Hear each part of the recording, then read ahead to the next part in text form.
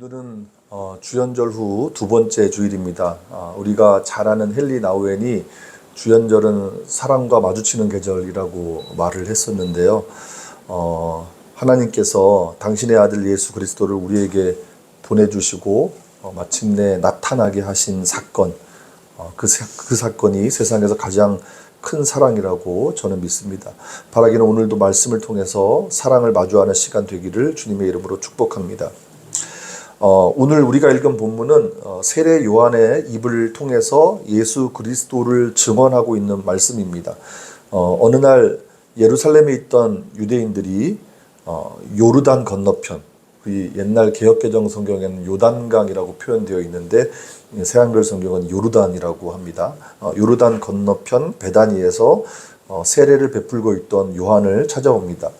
주로 제사장들과 레위인들이었는데 아마도 요한의 정체를 캐내려 했던 것 같습니다. 그중 어떤 사람은 세례 요한에게 선생이 엘리야입니까? 이렇게 묻습니다.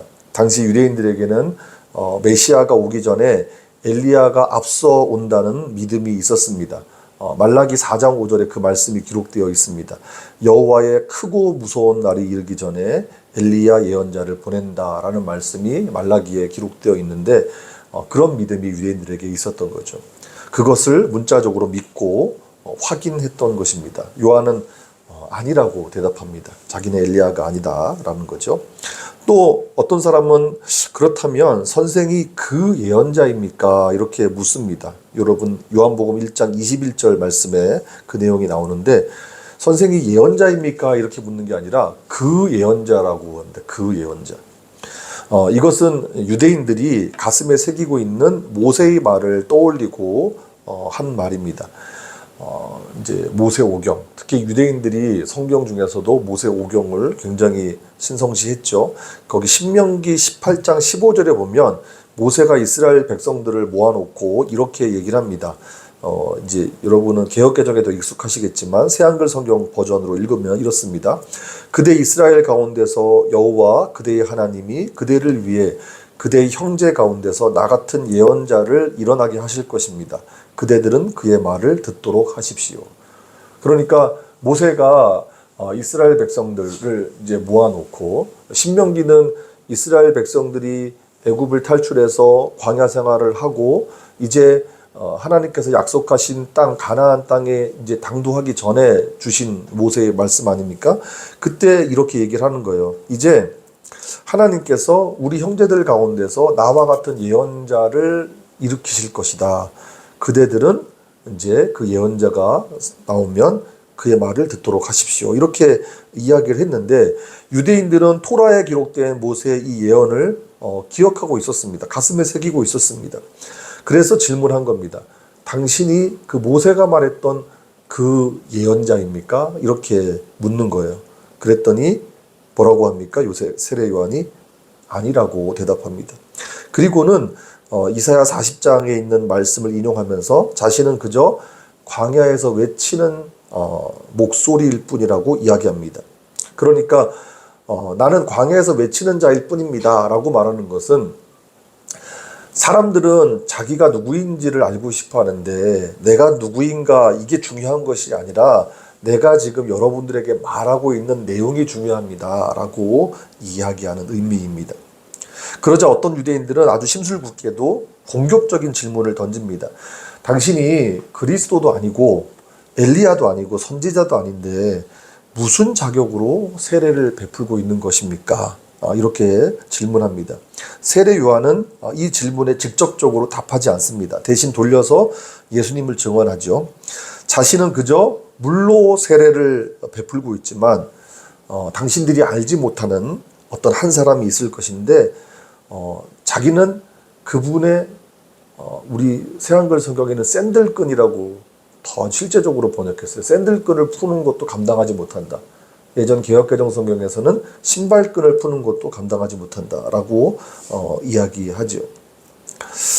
세례 요한은 자신의 어떤 존재의 가치나 그리고 자신의 하는 일의 의미를 어떻게든 축소하려고 하는 거예요.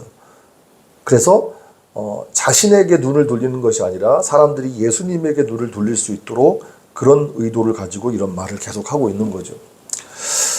바로 여기까지가 요한이 이제 세례를 베풀던 곳, 요르단 건너편 베다니에서 있었던 일의 대략적인 내용입니다. 그리고 이제 하루가 지났어요. 하루가 지났습니다. 오늘 본문은 그 베다니에서 있었던 그 다음 날의 이야기를 말씀합니다. 세례 요한은 이제 본격적으로 예수님을 증언하기 시작합니다. 요한복음 1장 8절에 보면 요한은 자기 자신에 대해서 나는 빛에 대하여 증언하러 온 것이다 이렇게 말씀하고 있는데, 요한은 정말 빛으로 오신 예수님을 증언하기 위해서 자기 자신에 대해서는 철저하게 낮추고 부인했던 사람이었습니다. 자, 29절을 보시면 요한은 베다니에서의 사건 그 다음 날에 이렇게 얘기를 합니다. 보세요, 하나님의 어린 양, 곧 세상 죄를 치워버리시는 분이십니다. 이렇게 증언합니다. 이게 좀 여러분 세상 죄를 치워버리신다고 하니까 조금 어색하죠. 옛날 우리 개역개정 성경에서는 보라 세상 죄를 지고 가는 하나님의 어린 양이다 이렇게 표현을 했는데, 새한글 성경에는 하나님의 어린 양, 곧 세상 죄를 치워버리시는 분이십니다 이렇게 증언했습니다. 이렇게 번역했어요. 왜 이렇게 증언했을까요? 여기서 우리가 주목할 표현이 등장하는데 그게 뭐냐면 하나님의 어린 양이라는 표현입니다. 당시 사람들은 이게 무슨 뜻인지, 이게 무슨 의미인지 지금 현대인들보다는 조금 더 쉽게, 물론 우리는 이제 구약 성경도 많이 공부하고 설교도 듣고 해서 좀 알지만 당시 사람들이 느꼈을 때 훨씬 더 이해하기 쉬웠어요. 사실 이 요한의 이 말은, 하나님의 어린 양이라는 표현은 이사야 성경에 나와 있는 메시아 예언을 상기시켜주는 말씀입니다. 우리가 지난주에 이제 그 여호와의 종의 노래 첫 번째 노래를 우리가 말씀을 통해서 나누었는데, 이사야 52장 13절부터 53장 전체까지는 여호와의 종의 노래 네 번째 노래이거든요. 그 네 번째 노래가 기록되어 있는데 거기에 이렇게 기록된 부분이 있습니다. 그분은 도살당하러 끌려가는 양 같았습니다. 그런 표현이 있어요. 그러니까 구약시대에 그 제사를 드리지 않습니까? 그래서 사람들이 죄를 지은 것을 제사를 드릴 때 제물을 바침으로 인해서 자신의 죄가 그 제물에 전가된다고 믿었어요, 제사장들. 그래서 이제 제물 중에서 어린 양을 바쳐서 제사를 드리는 제사가 있었잖아요. 그래서 그것을 좀 연상시키는 말씀인 거예요. 말하자면 요한은 예수님을 향해서 저분이 우리 죄를 대신해서 스스로 죄물이 되실 분이야 이렇게 이야기를 하고 있는 겁니다. 이사야가 예언하고 있는 고난받는 야훼의 종, 곧 메시아가 오셨다는 것을 증언하고 있는 거죠. 요한은 자기에게 다가오시는 예수라는 분이 우리의 죄를 대신 짊어지시는 분이고, 결국에는 죽음에 이르면서까지 우리의 죄를 치워버린다는 것을, 치워버리신다는 것을 말하고 있는 겁니다. 여러분 혹시 이제 우리가 어렸을 때부터 교회 다니는 분들은 이제 이런 단어를 들어보셨을 거예요. 예수님께서 우리의 죄를 도말하셨다. 도말. 들어보셨을 거예요. 도말이라는 말을. 굉장히 어려운 말인데, 이게 정말 도말이라는 말이 무슨 뜻일까 제가 사전을 다시 좀 찾아봤어요. 도말. 그게 뭐냐면 무엇인가를 발라서 그것이 드러나지 않게 하다라는 뜻을 가지고 있더라고요. 그러니까 아마도 이 어린 양의 피를 통해서 우리의 죄가 드러나지 않도록 그렇게 해주시는 분이 예수님이라는 것을 표현하기 위해서 도말이라는 단어를 예전 이제 목사님들이 썼던 것 같아요. 그래서 우리 새한글 성경에는 그 죄를 그러니까 지고 간다라는 것보다 더 적극적으로 표현했습니다. 죄를 치워버리신다, 없애버리신다 이런 의미로 쓴 거죠. 그래서 31절에 보시면 세례를 요한은 이렇게 얘기합니다. 자신이 세례를 베푸는 이유도 이스라엘에게 그분이 드러나시도록 하는 일이라고 이야기합니다. 앞서 유대인들이 너 무슨 자격으로 세례를 베푸냐 이렇게 했을 때 즉답을 피했어요. 그리고는 이제 그 답을 내놓는 겁니다. 나는 그분이 이 세상에 드러나시도록, 나타나시도록 하기 위해서 세례를 주고 있는 겁니다. 이렇게 이야기하는 거예요.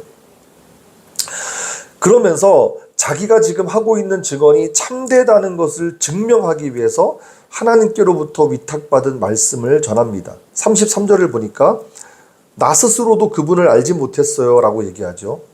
요한은 메시아를 증언하기 위해서 부름을 받았지만 사실 처음에는 그 예수라는 분이 메시아라는 확신을 갖지 못했습니다.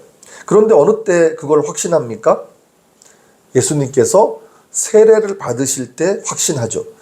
예수에게서 성령의 임재를 체험합니다. 무엇인가 마치 비둘기처럼 하늘에서 내려와서 예수의 머리 위에 머무는 것을 보았죠. 요한은 그 신비한 체험을 성령의 임재로 확신했습니다. 하나님께서 어떤 분 위로 성령님이 내려와 그 위에 머물러 있는 것을 보게 될 것이다. 바로 그분이 성령으로 세례를 주는 분이시다. 이렇게 33절에 기록하지 않습니까? 이제 그렇게 하나님께서 들은 말씀이 있는데 그 들었던 말씀을 자신의 눈으로 실제로 본 거예요. 자, 여러분 이제 34절을 보십시오. 34절에 보니까 그런데 내가 직접 그것을 보았고 그래서 이분이 하나님의 아들입니다 하고 증언했어요. 그러니까 요한의 고백입니다. 하나님의 말씀을 자기가 들었다는 거예요. 그리고 그 들은 말씀대로 자기 눈으로 똑똑히 보았다는 겁니다. 그래서 이제 확신을 가지고, 과거에는 확신이 없었지만 이제 확신을 가지고 메시아를, 우리에게 그리스도로 오신 메시아를 증언하고 있다는 겁니다. 36절에 보니까 요한은 그 다음날 예수님께서 걸어가시는 것을 보고 다시 한번 증언합니다. 보세요, 하나님의 어린 양이십니다. 그야말로 확신에 찬 증언을 하고 있는 겁니다. 이런 그 증언이 얼마나 확신에 찬 증언처럼 들렸는지 요한을 따르던 제자들 중에 2명이 요한을 따르지 않고, 요한을 따르는 그 제자들 2명이 요한을 따르지 않고 예수님을 따르기 위해서 요한을 떠납니다. 37절로 보십시오. 그러자 요한의 제자 2명이 요한의 말을 듣고서 예수님을 따라갔다. 스승님이 너무 확신에 찬 말씀을 하고 있는 거예요. 그래서 내가 이제 이 스승님을 따라갈 게 아니라 우리 스승님이 증언하고 있는 저분을 내가 따라가야 되겠구나 하고 갑니다. 그냥 좀 인간적으로 생각해 보면 요한이 좀 서운하지 않았을까, 섭섭하지 않았을까, 또 씁쓸하게 보지 않았을까 싶은데 그렇잖아요. 제자들이 자기에게 등을 돌리고 다른 스승을 찾아 떠난 것이라고 볼 수 있잖아요. 하지만 요한은 그 상황을 당연하게 받아들입니다. 오늘 본문에서는 이제 그런 내용이 없지만 요한복음 3장 30절에 보면은 세례 요한이 뭐라고 얘기를 하냐면 그분의 명성은 커져야만 하고 나는 사그라들어야만 합니다. 이렇게 이야기를 합니다. 우리 예전 개역개정 성경에서는 그는 흥해야만 하고 나는 쇠하여야 하리라 이렇게 번역을 했는데 우리 새한글 성경은 그분 명성은 커져야만 하고 나는 사그라들어야만 합니다. 공동번역 성경도 봤어요. 제가 봤더니 이 공동번역은 이렇게 번역했더라고요. 예수님은 더욱 커지셔야 하고 자신은 작아져야 한다. 이렇게 번역했습니다. 그러니까 요한은 그 사명에 되게 충성스러운, 충실한 사람이었지만 또 이런 모습 보면 성품이 참 넉넉했던 사람이었던 것 같아요. 마음이 인색하면 사실 이러기 쉽지 않지 않습니까? 근데 그렇습니다. 인간적으로 봤을 때. 그런데 제가 오늘 좀 강조하고 싶은 것은 38절의 말씀입니다. 우리 38절 말씀을 좀 같이 읽어볼까요? 같이 읽습니다. 시작. 예수님이 몸을 돌려 그들이 따라오는 것을 눈여겨보시고는 그들에게 말씀하신다. 그대들은 무엇을 찾고 있나요? 그들이 예수님에게 말씀드렸다. 랍비님, 이 말은 번역하여 옮기면 선생님이다. 어디에 머물고 계십니까? 자, 그 세례 요한이 보세요, 세상 죄를 지고 가는 하나님의 어린 양이십니다. 확신에 찬 목소리로 그렇게 증언을 하니까 제자들, 그러니까 요한을 따르던 제자들 중 2명이 요한을 버리고 예수님에게로 갔어요. 그렇게 예수님에게로 다가오는 그 제자들을 예수님이 보시고 그대들은 무엇을 찾고 있습니까? 이렇게 질문한 거예요. 무엇을 찾으려고 나에게 오셨습니까? 이렇게 질문한 겁니다. 그랬더니 그들이 랍비, 그러니까 선생님이라고 부르면서 어디에 머물고 계십니까? 이렇게 오히려 그 답을 하지 않고 또 질문하는 거예요. 오늘 여러분 설교 제목이 그대들은 무엇을 찾고 있나요? 이잖아요. 그러니까 예수님께서 자신을 찾아온 요한의 제자들에게 던진 질문입니다. 그 질문에서 오늘 설교 제목을 그대로 빌려왔어요. 그러니까 예수님의 의도는 무엇이겠습니까? 이렇게 질문한 의도는 너희들이 나를 찾아왔을 때, 나에게 왔을 때 나에게 무엇을 바라고 온 것인지 그걸 확인하려 하는 거죠. 근데 저는 이 질문이 오늘 우리에게 꼭 필요한 질문이라고 생각합니다. 여러분은 무엇을 찾고 있습니까? 무엇을 찾고 있습니까? 제가 어제 설교를 준비하면서 이 설교 내용을 좀 저 나름대로 다시 좀 요약을 해서 만약에 이 설교를 가지고 다시 뭐 나눔을 할 수 있다면 어떤 질문들을 우리가 주고받으면서 또 말씀을 더 깊이 이해할 수 있을까 이렇게 고민해서 질문을 좀 만들어 봤거든요. 제가 주중에 한번 좀 보내드리려고 합니다. 자, 어쨌든 보십시오. 어떤 사람들은 예수님을 찾을 때 먹고 배부를 것을 찾는 사람들이 있습니다. 성경에 그런 내용이 나와 있어요. 요한복음 6장 26절에 보면 오병이어의 기적 사건이 나오는데요. 그 오병이어의 기적 사건이 있은 후에 사람들이 예수님을 또 막 찾아오는 거예요. 그렇게 예수님을 찾아오는 사람들, 그들을 보시고 예수님이 이렇게 말씀하십니다.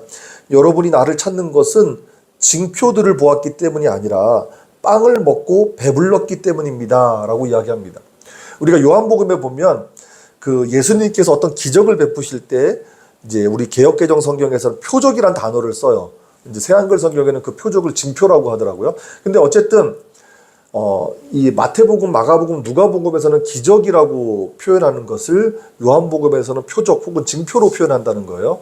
그게 무슨 의미냐면 그런 사건들이 그냥 예수님이 어떤 능력이 좀 많으신 분이다, 뭐 놀라운 분이다 이거를 나타내는 것이 아니라 그분이 바로 하나님이 보내신 메시아 그리스도라는 것을 보여주는 사건이다. 그 기적이. 그런 의미에서 징표라는 단어를 쓴단 말이에요. 그런데 내가 당신께서 오병이어의 기적을 베푸셨을 때 당신을 드러내신 사건이에요. 그런데 사람들이 자기를 찾은 이유가 그렇게 드러나신 예수님을 이제 알고 깨달았기 때문에 온 것이 아니라 그때 참 배불렀었지, 그때 참 먹고 좋았었지, 이렇게 해서 찾아온 것을 예수님이 아시고 그렇게 말씀하시는 거예요.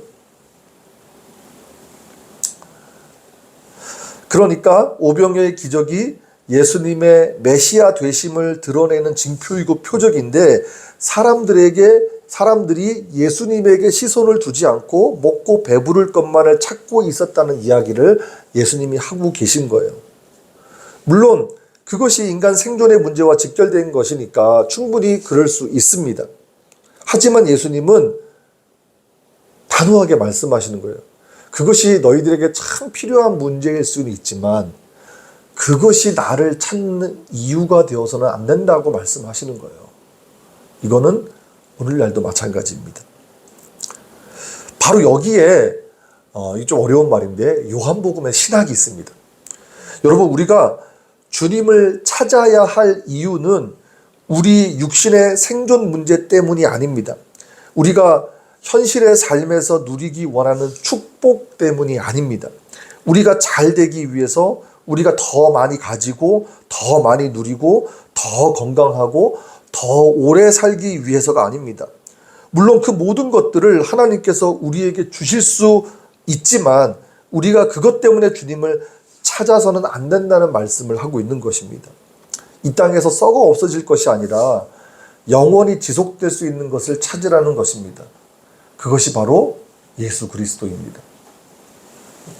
제가 한번 설교 때 말씀을 드렸지만 우리가 철학에서는 진리라고 하는 말은 어떤 사태가 있을 때 그 사태의 진술이 일치할 때를 진리라고 해요. 그래서 이제 이걸 더 쉽게 표현하면 참이 진리예요. 거짓은 비진리예요. 그런데 히브리 사상에서의 진리는 그런 게 아니라 변하지 않는 거예요. 그게 진리예요. 그런데 생각해 보십시오. 우리가 살아가는 세상에서 변하지 않는 것이 있습니까? 다 변해요. 자연도 변합니다. 강산도 10년이면 변한다고 하잖아요. 다 변해요. 인간의 마음도 변하고 우리의 모습도 변하고 모든 것이 다 변합니다.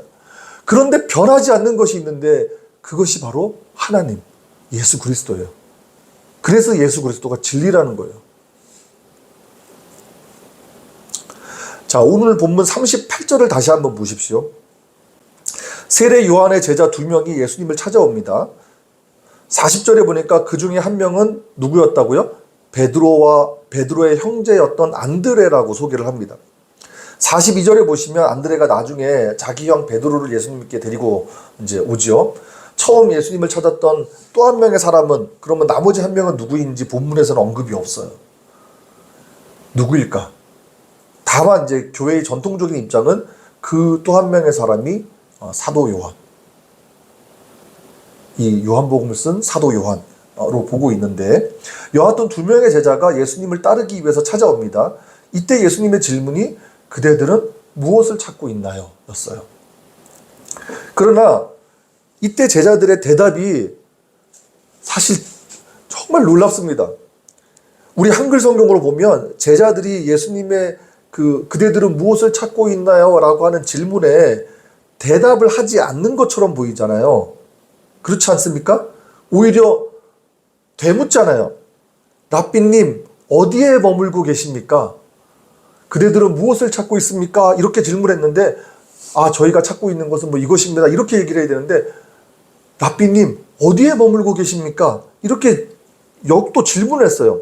그러니까 표면적으로 보면 어떤 질문입니까? 제자들의 질문은 예수님이 지금 어디에 거처하고 계신지, 어느 숙소에 묵고 계신지, 그걸 묻는 것 같잖아요. 그렇죠? 근데 하지만 여기에는 더 깊은 뜻이 숨겨져 있습니다. 제자들의 되묻는 물음에서 이 사용된 단어가 이 헬라어 성경으로 보면 이 머물다라는 말을 우리가 주목해야 되는데, 머물다에 해당하는 말이 헬라어로 메니스예요. 메니스. 그리고 그 기본형이 메노라고 하는 단어인데, 이 메노라는 단어가 영원히 지속된다라는 의미도 있고, 영원히 관계를 맺다라는 뜻도 있고, 뿌리를 내리다 이런 의미가 있어요. 그러니까 예수님께서 그대들은 무엇을 찾고 있나요? 라고 하시는 그 예수님의 질문에 제자들은 이렇게 대답한 거예요. 선생님, 저도 선생님이 계신 그 삶의 자리로 들어가고 싶어요. 선생님, 저도 당신이 머물고 계신 그곳에서 영원히 함께 머물고 싶어요. 선생님, 저도 당신과 함께 있으면서 당신과 영원히 분리되지 않고 싶어요. 이렇게 얘기를 한 거예요. 그러니까 잘 들으셔야 되는데, 이 말씀이 헬라어에 이런 뜻이 있으니까 우리가 그렇게 이해할 수도 있다가 아니라, 실제로 히브리 이 헬라어를 구사하는 그 원어로 쓰는 사람들은 이 문장을 봤을 때, 이 구절을 봤을 때 그렇게 이해되는 거예요. 그렇게 대답한 거예요. 그러니까 단순히 예수님께서 어디에 거처하고 계신지 되묻는 게 아니었다는 거예요. 따라서 39절에 오세요. 그러면 보게 될 겁니다. 예수님이 그렇게 말씀하시잖아요. 그러면 표면적으로 보면 당신의 거처를 보여주신다는 말씀 의미이지만, 그 이면에는 그래, 너희들이 원하는 게 무엇인지 알았으니 이제 나와 함께 하자, 이런 속뜻이 담겨 있는 겁니다. 이게 요한복음의 신학이에요. 정말 놀라운 말씀입니다. 저는 사실 설교 준비하면서 이 부분에서 너무 큰 은혜를 받았고 도전을 받았습니다. 나는 과연 제자들처럼 말할 수 있을까? 저 스스로에게 질문을 해봤어요. 여러분, 이걸 지금 우리의 일상으로 가져온다면 어떤 의미일까 한번 생각해 봤으면 좋겠습니다. 주님과 영원히 함께 머무는 삶, 주님과 떨어지지 않는, 분리되지 않는 삶. 예수님께서 요한복음에 보면 그 포도나무, 이제 나는 포도나무여 너희는 가지라고 하잖아요. 붙어 있으면 살지만 떨어지면 죽는다는 말씀이거든요. 그렇다면 주님과 분리되지 않는 삶이란 도대체 무엇일까? 우리가 지금 이렇게 예배의 자리에 있으면 주님과 함께 영원히 머물고 싶습니다 하는 마음이 막 충만하게 일어나요. 그런데 우리 일상을 살아갈 때 한번 생각해 보십시오. 우리가 막 지치고 힘들 때, 그리고 막 가정에서 막 우리의 감정의 그 바닥이 막 드러날 때, 누군가를 막 미워하고 증오하는 마음이 생길 때 있지 않습니까? 그런데 그럴 때도 나는 주님과 분리되고 싶지 않아요. 주님과 함께 머물고 있어요 라고 생각할 수 있어야 된다는 거예요. 그게 바로 주님을 찾는 일상의 삶이에요. 주님의 선하심 안에 내 마음의 뿌리를 내리는 것, 그게 우리 일상에서 주님을 찾는 것입니다. 제가 왜 도전이 되었냐면, 제가 잘 그러지 못하니까 도전이 된 거예요. 그렇게 살지 못하니까. 독일의 루돌프 불트만이라는 아주 유명한 신약 성서 신학자가 있는데, 요한복음에서 예수님의 이 첫 말씀인 무엇을 찾고 있나요가 우리가 명확히 해야만 하는 첫 번째 질문이라는 말을 했습니다. 말하자면 우리가 그리스도인으로서 무엇을 찾고 무엇을 구하는지 그것을 분명히 해야 한다는 취지로 한 얘기였습니다. 예수님의 첫 제자들은 예수님에게서 다른 무엇을 찾지 않았어요. 그저 예수님과 함께 하기 위해서 예수님을 따랐던 거예요. 예수님을 따르면 뭐가 주어지겠지라고 생각하지 않았어요.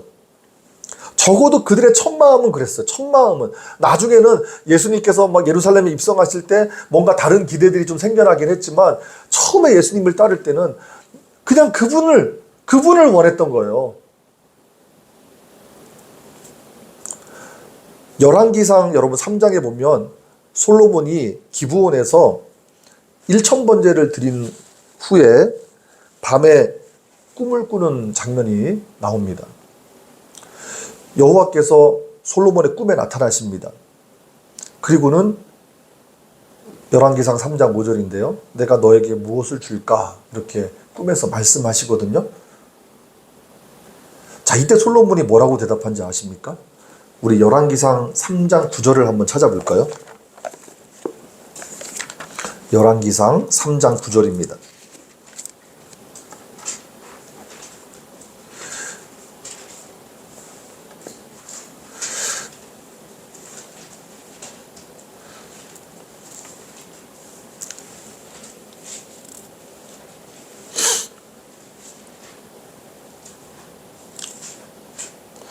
자, 5절에서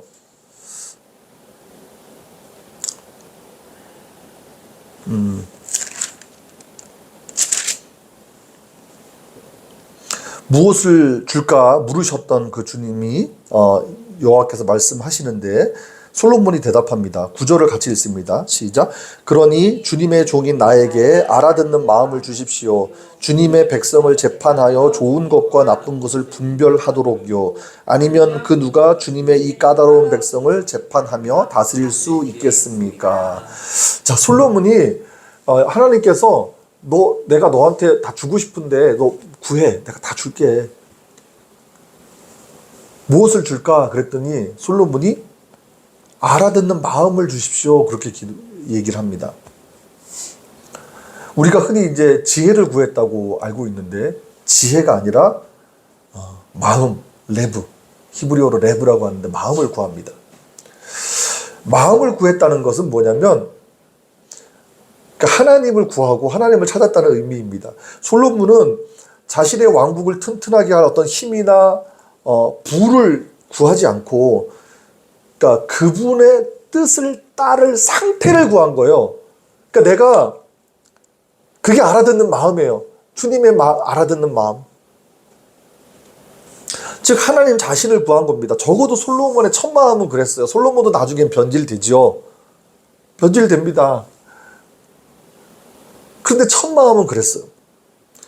물론 우리가 성경을 보면 하나님께서는 솔로몬의 그 마음을 귀하게 보시고 솔로몬이 구하지 않았던 지혜도 주시고 부귀와 영광도 주시고 미래의 약속까지 허락해 주셨다고 말씀하죠.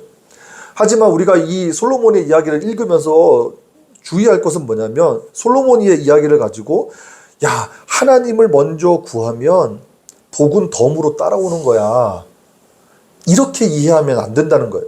그렇게 이해하면 그것은 포장된 혹은 세련된 기복주의에 불과합니다.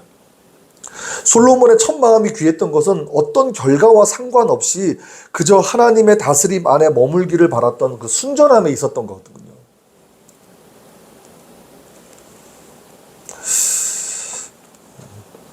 우리 여기 김승범 집사가 잘 알 거예요. 돌아가신 저희 어머님 이야기에 대해서 죄송합니다만, 저희 어머니가 저한테 그냥 귀가 따갑도록 한 말 중에 뭐냐면, 자꾸 하나님을 구해, 하나님 자신을 구해, 하나님 얼굴을 구해. 그리고 본인은 그렇게 또 기도하셨어요. 그러니까 막 세상적인 어떤 뭐 이것 주세요, 저것 주세요 기도하지 말라고. 기억나죠? 네. 그런 이야기를 귀가 따갑도록 했어요. 그래서 어떨 땐 되게 듣기 싫었어요. 솔직히 말하면. 근데 그런 이야기거든요. 생각해 보십시오. 그렇다면 우리는 주님에게서 무엇을 찾고 무엇을 구하고 있습니까? 그 오병이어의 기적 사건이 있은 후에 예수님을 찾았던 사람들처럼 먹고 배부를 것들을 찾고 있습니까? 아니면 나를 잘되게 하고 나를 잘 살게 하는 것들을 찾고 있습니까? 아니면 우리의 욕심과 우리의 욕망을 채워줄 수 있는 무엇인가, 그게 뭔지는 모르겠지만 각자가 다르겠지만 그것을 찾고 있는 것입니까? 아마 생각보다 많은 분들이 자신들이 찾고 있는 무엇인가가 다 있을 것 같아요. 어떤 분들은 노골적으로 그것을 이렇게 말하는 분들도 있고요. 어떤 분들은 이제 감추고 아닌 척 하면서 그렇게 신앙생활을 하기도 하죠. 저는 근데 사실 저라고 뭐 예외일 수는 없어서요. 저는 이제 그런 모습 자체로 우리의 인간의 모습을 평가절하하고 싶지는 않습니다. 하지만 적어도 우리가 이 말씀을 통해서 배울 것은 뭐냐면 우리에게 우선순위가 있어야 한다는 것을 말씀드리고 싶습니다. 여러분, 우리가 구하고 찾는 것은 먼저 예수 그리스도여야 합니다. 어려울 수 있지만 그게 또 인간의 어떤 실존이랑 연결된 문제이기 때문에 참 어려울 수 있어요. 솔직히 저도 인정합니다. 그렇지만 그래야만 합니다. 시편 24편 6절에 보면 하나님의 얼굴을 찾는 사람들이라는 표현이 나와요. 이 다윗의 시편인데 하나님의 얼굴을 찾는 사람들. 근데 그 시편을 읽어보면 하나님의 얼굴을 찾는 사람들이 복을 받는다고 나오거든요. 그러니까 이게 어떤 의미냐면 복을 구하는 사람이 복을 받는 게 아니라 하나님을 구하는 사람들이, 하나님을 찾는 사람들이 복을 받는다는 의미의 맥락에서 그 표현이 나오는 거예요. 그러니까 우리가 추구하는 목적이 오직 주님이어야 한다는 겁니다. 그 주님이 우리를 이끌어가는 삶이 되어야 한다는 거예요. 목적이 이끄는 삶. 저는 오늘날 기독교가 자꾸 힘을 잃어가는 이유가 무엇일까 생각해 봤는데 주님이 목적이 되지 않고 수단이 되고 있기 때문은 아닐까 생각해 보았습니다. 제가 지난주에 이어서 그 디트리 보네퍼 이야기를 하고 싶은데요. 보네퍼가 자신의 친구였던 보네퍼가 1906년생이고 그 자기보다 3살 어린 에버하르트 베트게라는 사람이 있습니다. 친구였고 또 제자이기도 했죠. 3살 차이이긴 하지만. 그리고 나중에 이제 이 베트게가 이제 조카 사이가 되기도 하는데, 어쨌든 이 에버하르트에게 보낸 편지가 있습니다. 많은 편지를 주고받았는데 이제 그게 이제 보네퍼가 죽은 후에 책으로 만들어졌어요. 그 책 이름이 바로 옥중서신 저항과 복종이라는 책입니다. 근데 그 편지 내용 중에 보네퍼가 이런 말을 합니다. 하나님은 우리 삶의 주변부가 아니라 우리 삶의 한복판에 계셔야 합니다. 말하자면 지금도 그렇지만 보네퍼가 느꼈던 당시 그 유럽의 기독교인들의 모습이 그랬다는 거예요. 그러니까 사람들이 어려울 때만, 힘들 때만 하나님을 찾으면서 마치 이제 보네퍼가 쓴 기계장치의 신이라는 표현을 쓰거든요. 데우스 엑스 마키나라고 하는 건데 원래 연극에서 나오는 거잖아요. 그러니까 막 이야기를 풀어가다가 막 꼬여가지고 도저히 이야기 해결이 안 될 때 갑자기 신이 등장해서 모든 게 딱 정리되는. 그러니까 사람들이 막 삶의 어떤 공고한 문제 앞에서 해결할 수 없을 때 그때 비로소 하나님을 찾는다는 거예요. 그래서 하나님을 찾는 그런 신앙, 마치 요술램프의 지니처럼 하나님을 이용하는 신앙, 그런 신앙을 비판하는 맥락에서 그 말이 나온 거거든요. 하나님은 우리 삶의 주변부가 아니라 우리 삶의 한복판에 계셔야 된다라는 말이. 저는 보네퍼의 비판이 오늘날에도 유효하다고 생각합니다. 지금 만일 주님께서 우리를 찾아오셔서 우리 한 사람 한 사람에게 묻는다고 가정해 보십시다. 그대들은 무엇을 찾고 있습니까? 김영빈 형제 무엇을 찾고 있습니까? 김승범 집사 무엇을 찾고 있습니까? 전종희 집사님 무엇을 찾고 있습니까? 예수님이 그렇게 질문하신다면 우리는 어떻게 대답할 수 있습니까? 오늘 본문의 제자들처럼 저는 당신을 원합니다. 당신과 영원히 분리되지 않는 삶을 살고 싶습니다. 당신 곁에서 늘 영원히 머물고 싶습니다. 이렇게 대답할 수 있었으면 좋겠습니다. 참 어렵습니다. 우리가 즐겨 부르는 찬양 중에 주님 한 분만으로 나는 만족해. 그런 찬양 있잖아요. 오늘도 우리 사실은 찬양 내용 중에 나는 오직 주님만 필요하다는 찬양을 우리가 고백 많이 합니다. 그런 가사들이 실제로 많습니다.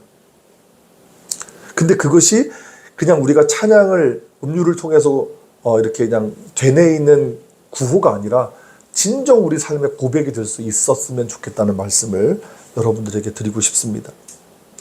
솔직히 우리가 인생 살아가다 보면 우리의 필요가 얼마나 많습니까? 그래서 그런 것들을 우리는 구합니다.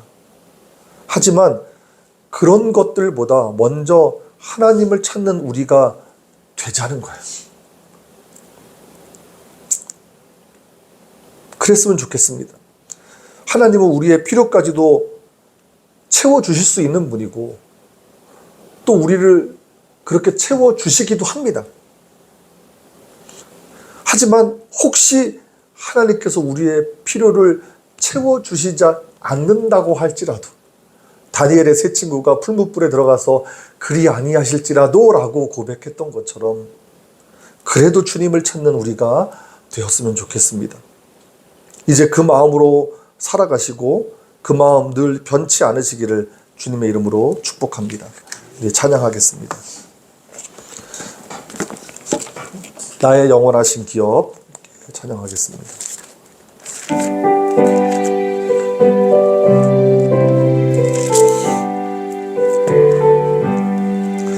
나의 영원하신 기업 생명보다 귀하다.